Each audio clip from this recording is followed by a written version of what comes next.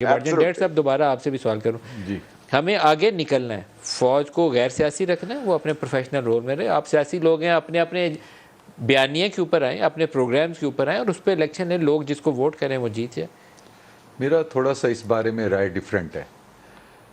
میرا سوال یہ ہے کہ آپ لے لیں افغانستان کو لے لیں, آپ لیبیا کو لے لیں, عراق کو لے لیں, شام کو لے لیں.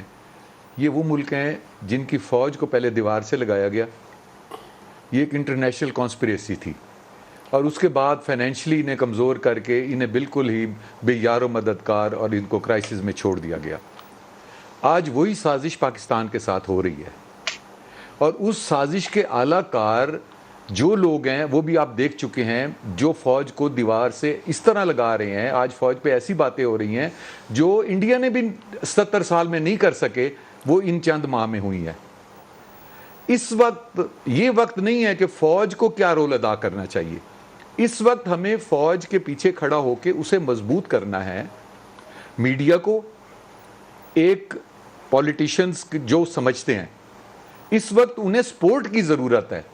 اس وقت ہمیں, میں کہتا ہوں کہ وہ ایک اخلاقیات یا وہ چیزیں پیچھے رکھ کے اپنے ملک کو کرائسس سے نکالنے کے لیے ہمیں ان کے ساتھ کھڑا ہونا ہے. اور جو ان کو دیوار سے لگایا جا رہا ہے, دیوار سے لگایا جا رہا ہے. آپ نے جن ممالک کی مثال دی, وہاں عرب سپرنگ کے نام کے اوپر امریکہ نے جو تباہی پھیری تھی, میرے خیال میں ہماری اپنے کرتوت ہوں گے اگر ہم اس ملک کو اس طرف لے جائیں. نہیں تو ہمیں وہ خطرہ نہیں ہے. یہ تو آپ مانیں گے نا, ہمیں اپنی حرکتیں ٹھیک کرنی چاہیے.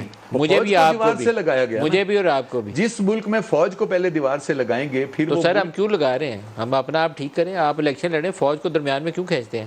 ہم فوج کو نہیں کھینچ رہے. کہنے کا مقصد یہ ہے کہ آپ جب ان کے اندر یہ کہیں کہ آپ ایک دوسرے سے, یعنی میجر اور بریگیڈیئر جو ہیں جنرل کے خلاف کھڑے ہو جائیں, آپ ان کو میر جعفر, میر صادق کہیں, جو کچھ آپ نے پہلے کہا ہے مکانہ بیان ہے, اس کے اوپر مقدمہ ہے. میں اس کیس کو اس شخص کو اتنی اہمیت نہیں دینا چاہتا. نہیں, عوام نے انہیں بائی کی ہے. صحیح, عوام اس بیان کو بائی نہیں کیا. عوام کی آپ دیکھ لیں, ان کے جلسے دیکھ لیں, عوام کی وہ مقبولیت دیکھ لیں.